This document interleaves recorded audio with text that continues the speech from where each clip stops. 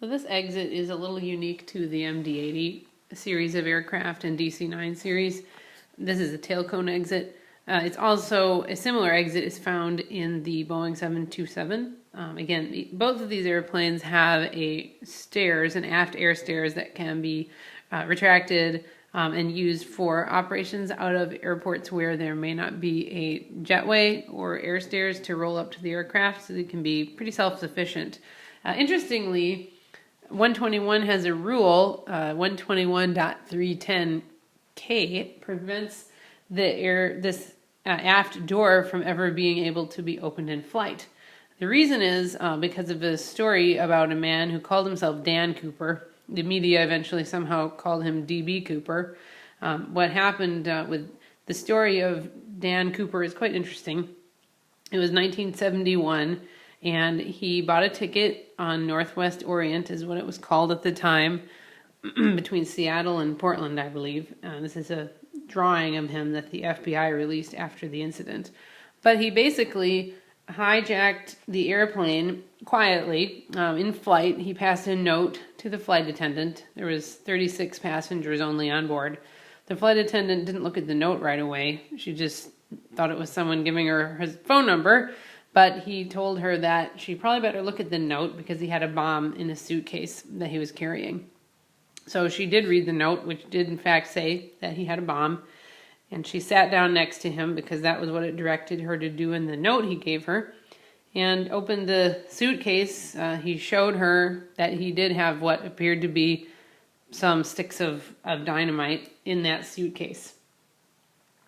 So his demands then were given to the flight deck.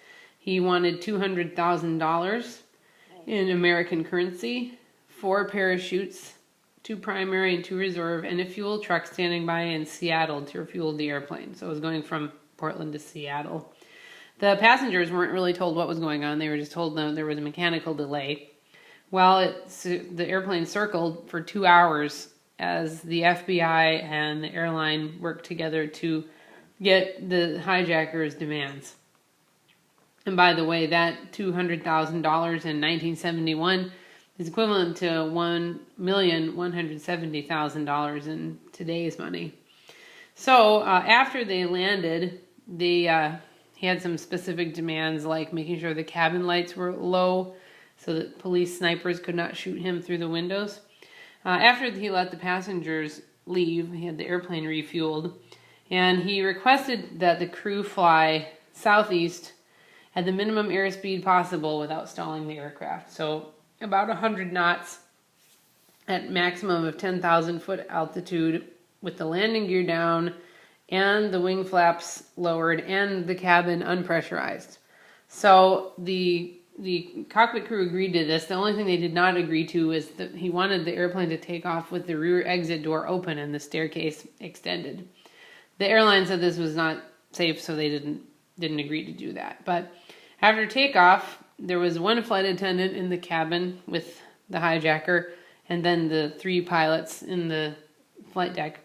After takeoff, the hijacker told the flight attendant to go back to the cockpit and stay there with the door shut.